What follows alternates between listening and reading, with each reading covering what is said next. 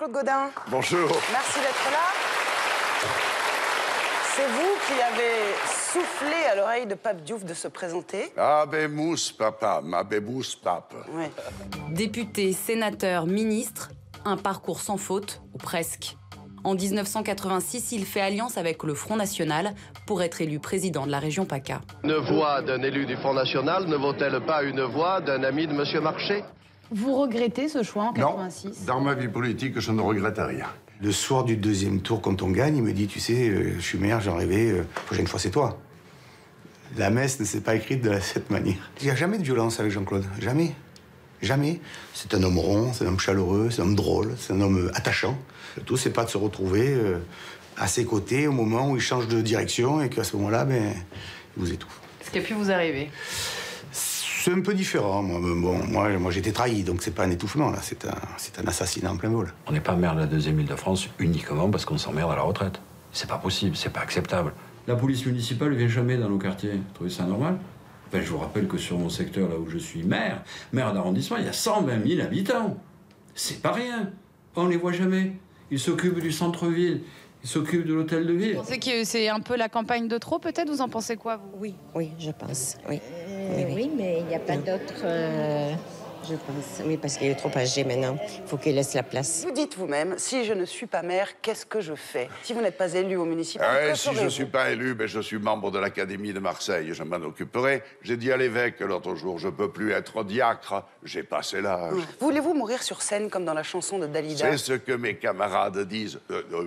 Ils sont Molière, alors, c'est plus noble. Oui. Ou de fer. Vous préférez de faire, bien sûr, c'est le modèle. On va parler des quartiers nord de Marseille, des quartiers qui ne votent pas pour vous, vous le dites extrêmement clairement. Est-ce que les quartiers nord ont besoin d'équipements sportifs, de rénovation d'écoles, de transports en commun? Ils ont la même chose sur les équipements sportifs, à une exception près peut-être. Sur Laquelle une piscine qui est fermée depuis 2 ans et que ma vous allez charmante collègue, Madame Samia Ghali, veut réouvrir. Le président du Conseil général a dit, ben moi j'abonde, dans ce cas-là j'abonde aussi.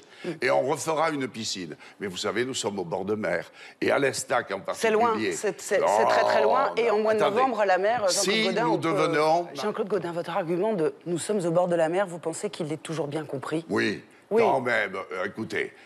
nous sommes dans une ville où le climat, Dieu merci, n'est pas le même que celui du Finistère à ces jours-ci, même pas celui du Var. Luc Besson, d'ailleurs, dans ses taxis, voulait aussi que je sois dans les films, mais que mes collaborateurs m'ont toujours freiné. Vous regrettez? Dit, moi, j'y serais allé volontiers. Oui. Mais mes collaborateurs ont dit non, c'est pas digne. Permettez-moi de vous offrir symboliquement la carte d'honneur de notre syndicat. Alors, un maire UMP détenteur de la carte de force ouvrière, il n'y a sans doute qu'à Marseille qu'on peut voir cela, Monsieur Gaudin.